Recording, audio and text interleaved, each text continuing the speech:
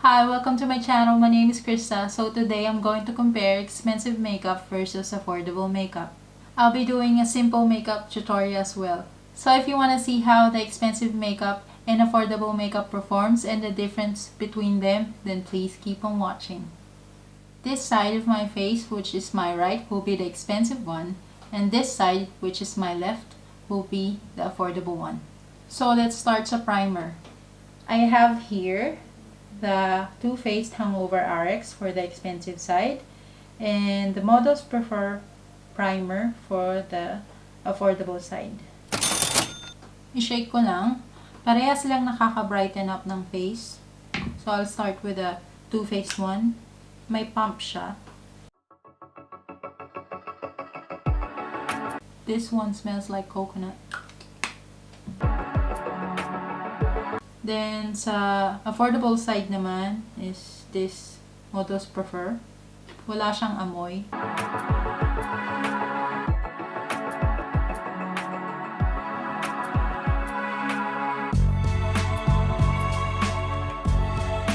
Okay, sa foundation naman tayo. I have Estee Lauder Double Wear sa expensive side. And then, Covergirl Trublend Matte Matte Foundation sa affordable side. Parehas nga pala sila ng longevity at saka oil control. I did a wear test on this foundation nga pala. If you wanna see it, I will put the link down below. I'll be using 2 different brush and 2 different sponge para hindi sila maghalo. So, I'll start with the expensive side. I-shake ko lang siya. Wala nga palang pump yung Estee Lauder kaya medyo messy.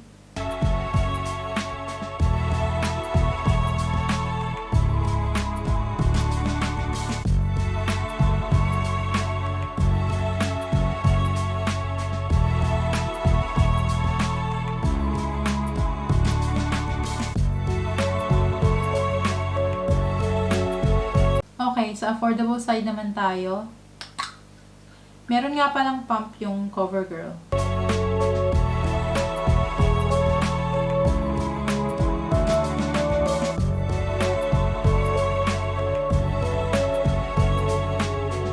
Parehas nga pala silang madaling i-blend. So, yeah.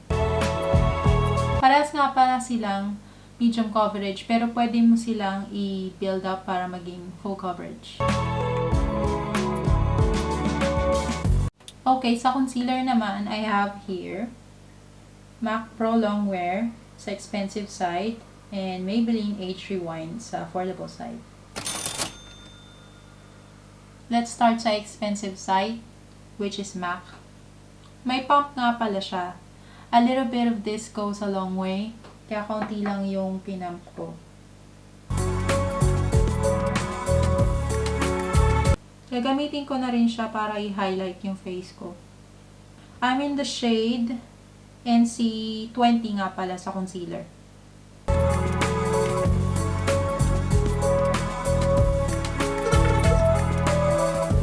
Madali din siyang i-blend. Sobrang mahal lang kaya konti-konti lang talaga yung nilalagay ko. Tsaka very pigmented naman siya.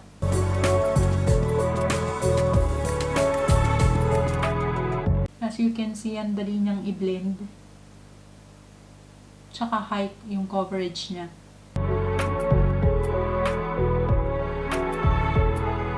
Sa affordable side naman tayo, which is si Age Rewind. High coverage din to, then madali din siyang i-blend. Tinanggal ko nga pala yung sponge niya kasi parang unhygienic. Very pigmented din siya, katulad ni MAC.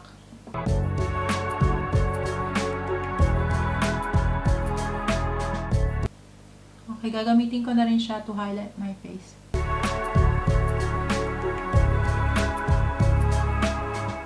Madali din to i-blend.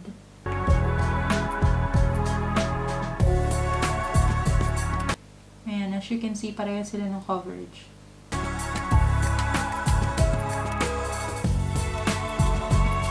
Sa Age Rewind nga pala, yung shade ko is light pale.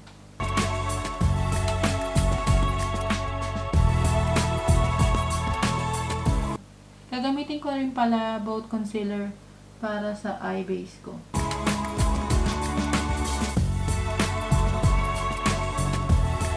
powder naman tayo, I have the MAC Studio Fix sa expensive side, and then the LA Girl Proface sa affordable side.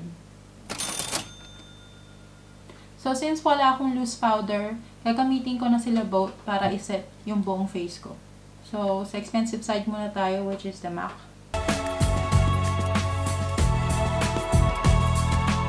Siset ko yung under eye ko using this as well. Nakakapag-add nga pala siya ng coverage. Sa powder nga pala, I'm in the shade NC30.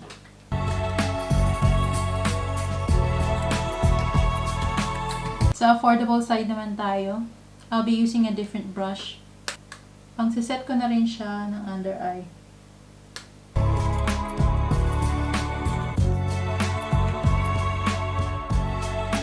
Sa brows naman tayo, I have here the Benefit Brow Zings sa expensive side, and the Pink Sugar Honey I'm Good sa affordable side. Sa expensive side muna tayo.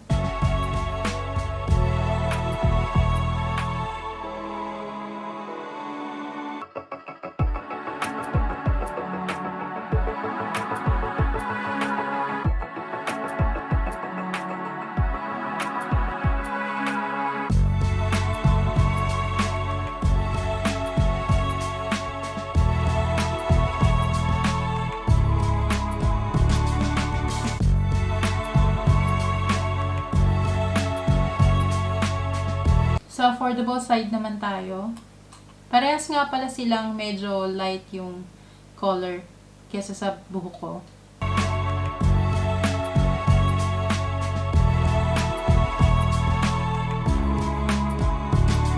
Very pigmented to see Pink Sugar.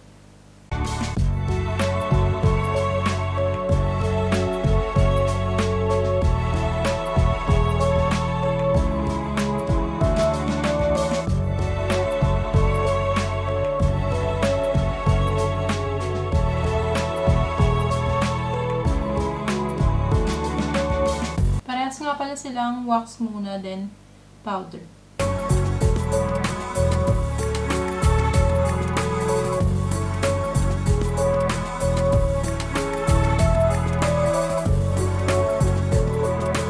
Sa eyeshadow naman tayo, I have here the Tarte Magic Star Palette, and then BH Cosmetic Ultimate Artistry Shadow Palette. Let's start sa expensive side. Ito yung itsura ng Tarte Magic Star Palette. So, let's start sa shade na Starry. I'll be putting it all over my crease.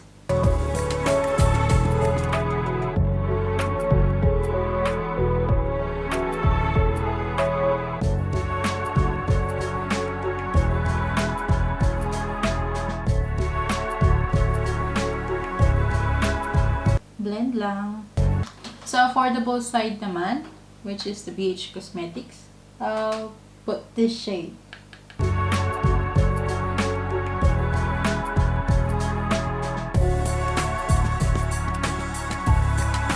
Mas pigmented lang yung Tarte kaysa sa BH Cosmetics. Kasi hindi ko na siya dinip kanina. Isang dip lang yan.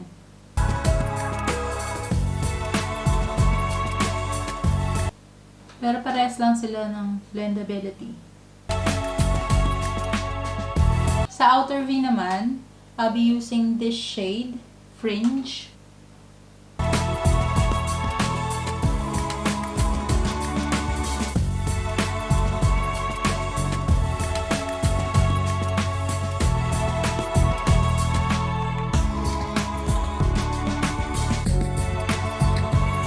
Then uli ng fluffy brush para wala siyang harsh lines. Build up lang yung color.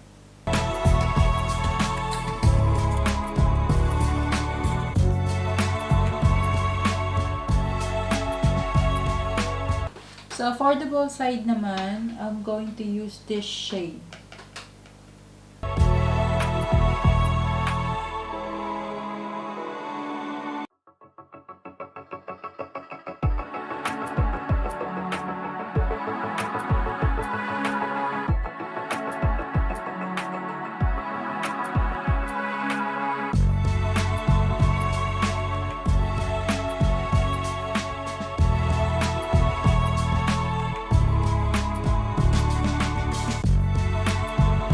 Papasok ko lang yung brush ng kaunti sa may loob.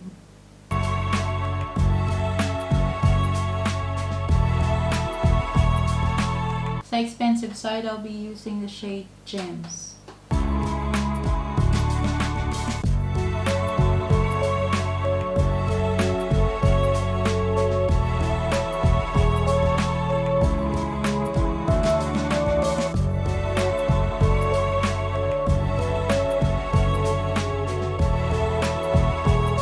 Para wala siyang harsh line dun sa gitna, biblend ko siya ng finger ko. Then blend again. Sa affordable side, I'll be using this shade.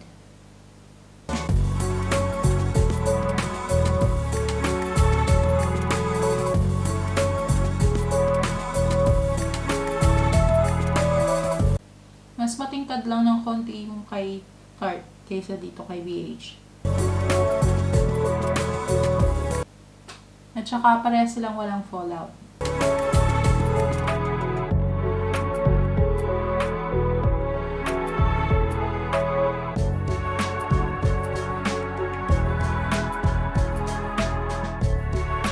Sa expensive side, I'll be using Sweets para sa inner corner. Sa BH Cosmetics naman, I'll be using this shade. Sa expensive side ulit tayo. Gagamitin ko ulit yung mga shade na ginamit ko sa taas sa baba. So, si Starry ulit. Kukonek ko lang siya. Then, si Fringe.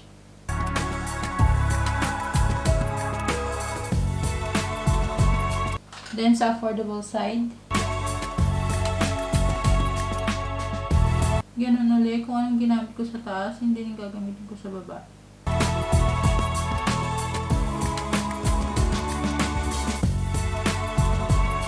Then, this shade.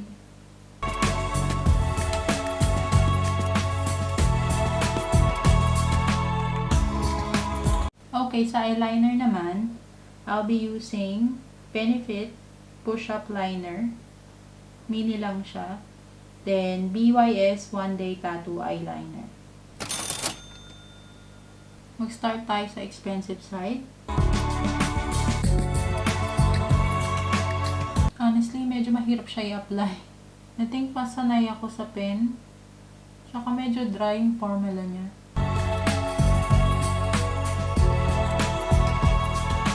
Sa affordable side naman tayo.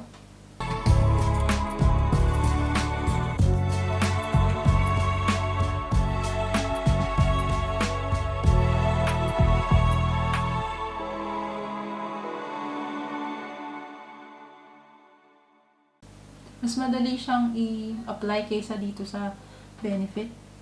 So, wala akong expensive na falsies. Gagamitin ko na lang kung anong meron ako. Sa contour, highlight, and blush, I have here the Tarte contour for the expensive side. And then, Max and More for the affordable side. Okay, so expensive side muna tayo. I'll be using this for contour.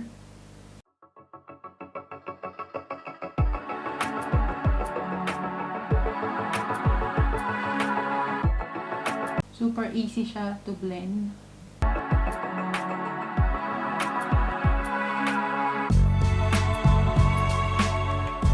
Tsaka pigmented siya. Iko-contour ka na rin yung nose ko using this shade.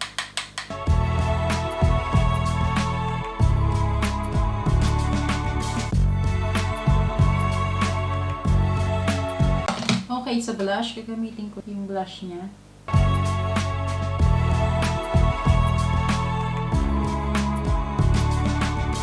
Then, sa highlight, this one.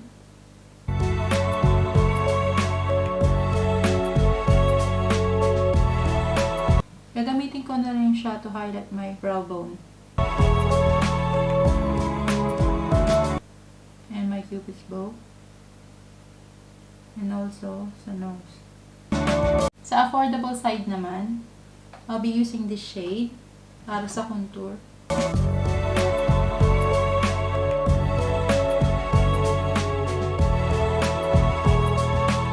Madali din naman siyang i-blend. Less pigmented nga lang siya dun sa Tarte. Pero nabe-build up naman yung color. So, okay lang.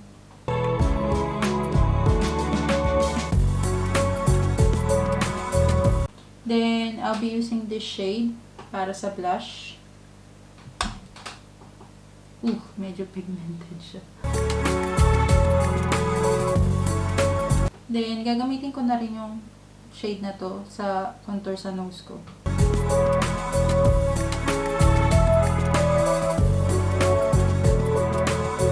Para sa highlight, I'll be using this one.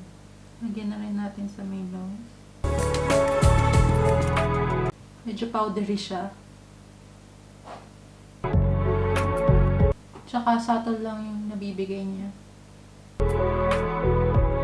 Gamitin ko na rin siya to highlight my brow bone.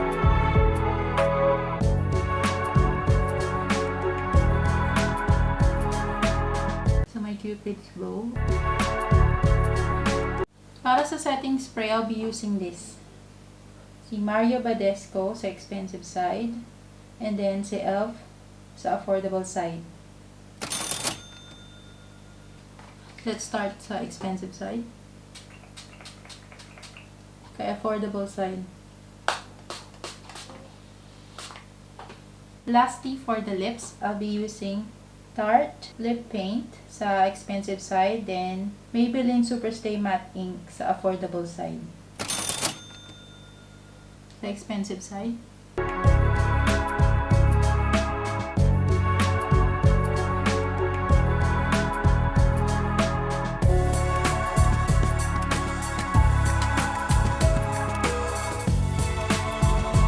Then, sa affordable side, parehas nga pala silang nagda-dry to matte.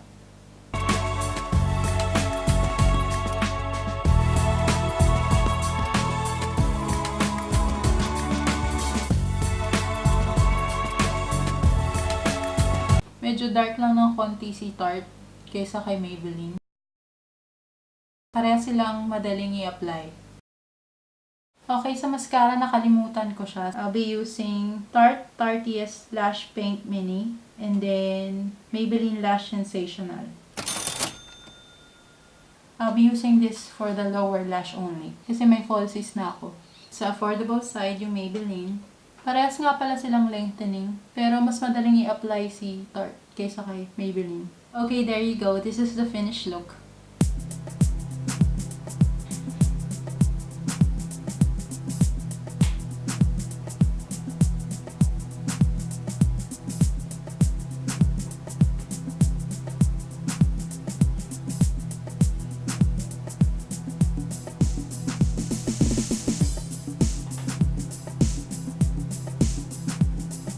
This is the expensive side and this is the affordable side. Honestly, wala akong makitang difference sa kanila other than the application, pero it looks identical as you can see. This just goes to show na hindi mo kailangan bumili ng expensive makeup to achieve makeup looks just like this. Kailangan lang maraming practice sa makeup.